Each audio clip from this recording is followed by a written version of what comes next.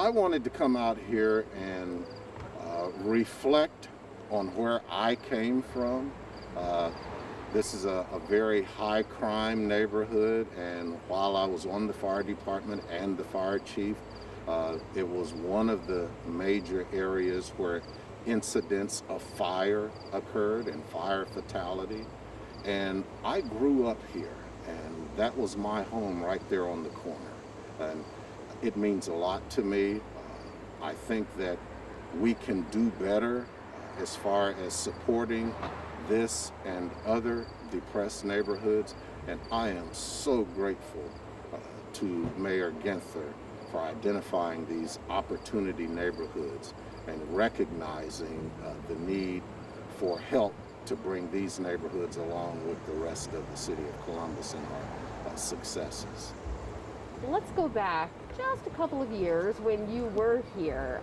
What was your family like? How many of you were living there? I don't know how many siblings you have, and what was the neighborhood like back then? Yeah, that was a couple of years ago. I have an older brother and a younger sister and my mother. And so it was a single parent household. My mother did days work. She cleaned homes and ironed clothes for affluent families in Upper Arlington and other areas. And until she was later on in life able to get a custodian job for the state of Ohio.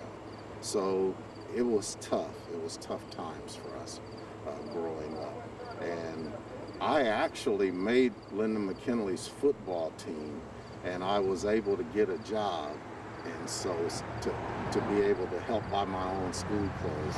So I quit the football team and worked after school. But my older brother did the same, and we made it. And we made ends meet. My older brother retired from Columbus Fire. I had a younger cousin lived the very next block down on the corner. He also graduated from Linden McKinley, served 28 years as an FBI agent. And another cousin around the same age, both about 4 years younger than me, lived across the street from Linden McKinley on Dresden Avenue. And he actually started on the Columbus Fire Department before I did. Served 39 years and most of his career as an arson investigator. So we all came from this neighborhood. It was a high crime neighborhood, and there were smaller gangs, not like what exists today. And the environment, because we're talking 50 years ago, the environment was different, and there wasn't the degree of shootings or homicides. In fact, we'd get in fights and we'd be friends before the week was out. In fact, I might have told an individual, I'm going to win the fight next time if I didn't win. and so it was just a different environment. So what do you think? I mean, how would you describe the change then? Why do you think it is so different now and so much more dangerous? Because I don't think fights often end that way now. No, they absolutely don't end that way now. And that's probably the biggest difference that exists between then and now. And there really needs to be a ceasefire and a unifying, a coming together. I really do think it actually takes more courage to not go to the maximum or the ultimate at the end of a disagreement. It actually, I think, takes more strength of character to let some things go. And hopefully we can evolve to that and unify, because, you know, as I went to school at different levels, I learned so much about us becoming a global community, a global economy, global environment. We weren't a global environment back then, and so it was for all intents and purposes, a much smaller world. There were no computers, there was no social media, there was 4, 6, and 10, and I remember when we got our first color television. So it was completely different, and since we're a global leader in the United States, we can't be so divided. We must unify in order for our country to continue to be the strong nation that we have been known to be. I don't feel hopeless, but the problem is huge. We're in the midst of a global pandemic, and we've had the protests and demands for reform and change from the community.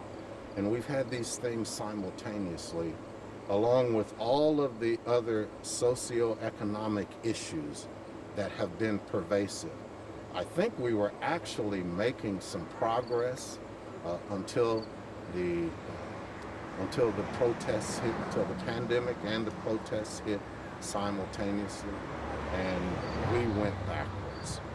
And the pandemic and having everything shut down, people in our community, particularly young people and kids, can't go to school, they can't go to church, places of public assembly have been closed, and all of this elevates the frustration level.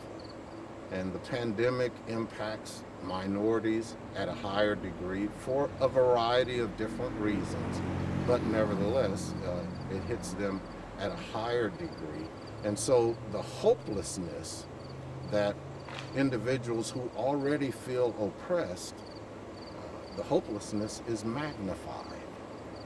And so there is hope, but not while we are divided. We must come together and unify.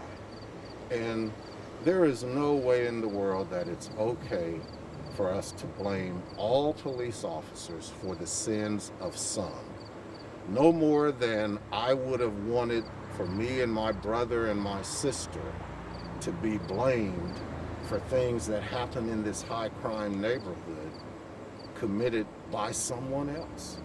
It's very difficult, and the police chief has said there's a small number of individuals committing the majority of the crimes, and it's difficult to identify them and have enough evidence to do something about them. It's even more difficult to identify the officers that need to be held accountable for serious critical misconduct and have enough evidence to hold them accountable. But we must try, just like we only try, to apprehend those who commit crimes and bring them to justice. We should only go after officers who do wrong, and we should not stereotype the entire department.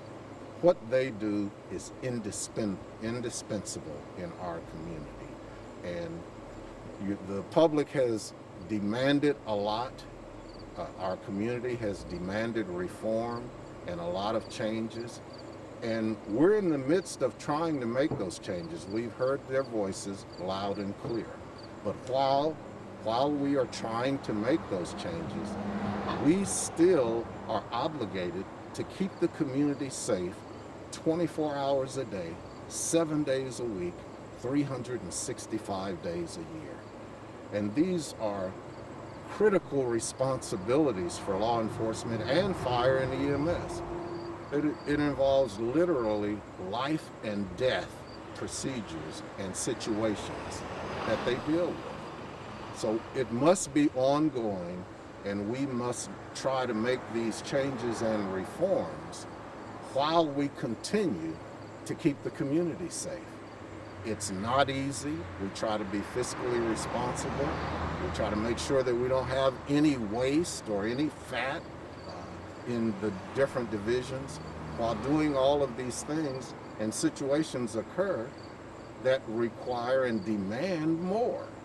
And so, and when you have 187 officers injured during protests, and the other nearly 1,800 of them feel like the entire community is against them, it doesn't help morale.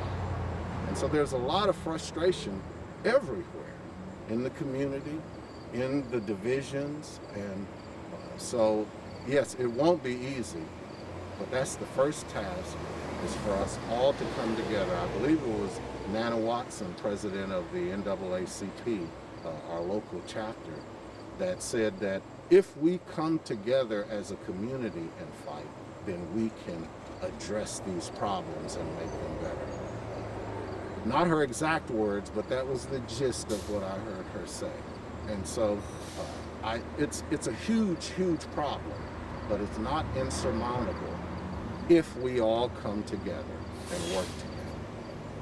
You talk about sort of the frustration on both sides. Do you feel any personal frustration about what you're seeing happening right now? Oh, absolutely. You know, it's been in the news about two individuals from the Pickaway County Correctional Institution that passed away. Well, Tina Reeves, the nurse, was my cousin. So the pandemic is real to me and my family. And so, and then just the different dysfunctions that exist when dramatic change is mandated upon public safety. Public safety, both police and fire, traditionally have been known to be resistive to change, to be territorial, and to work in silos. And so the example I always use is I was appointed fire chief in March of 2002. There weren't even computers in the fire stations.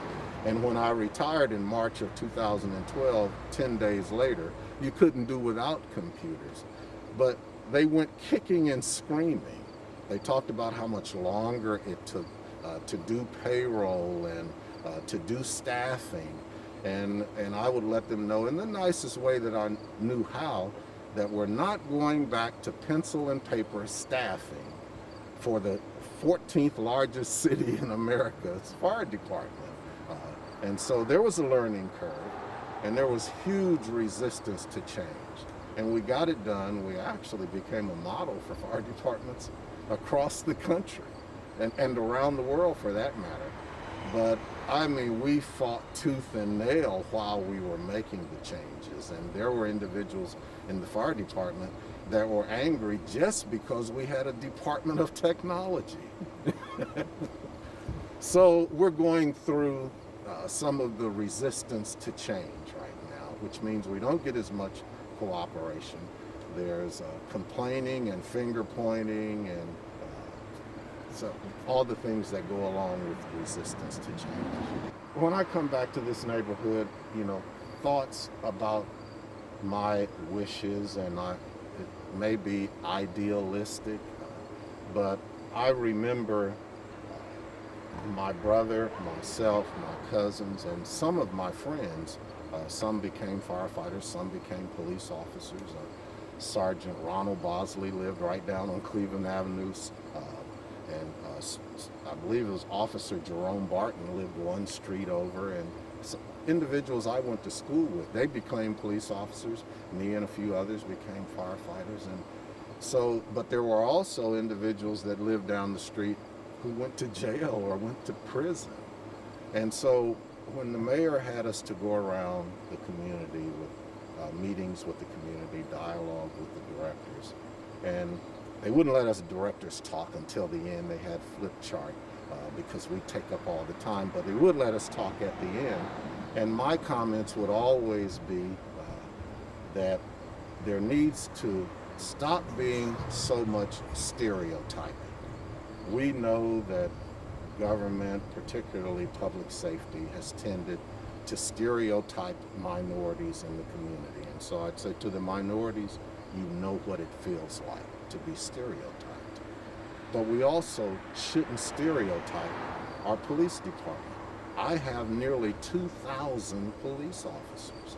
The whole department shouldn't be stereotyped as bad because of the sins or the actions of some of them. And so what I think about when I come through this neighborhood is how tragic it would be if some of these young people don't have the opportunities that me and my brother had. We were among the poorest in the neighborhood. And we had opportunities, we had mentors. Mr. James Willis lived right here.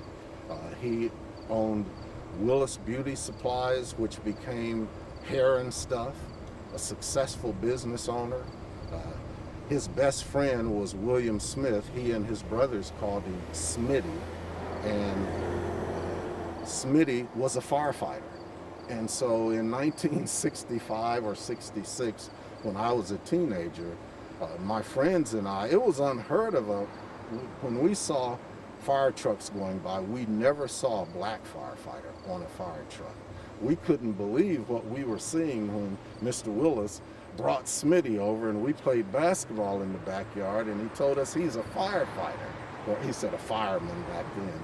And so we were just totally blown away and impressed with Smitty, but not so much that we let them win the basketball games.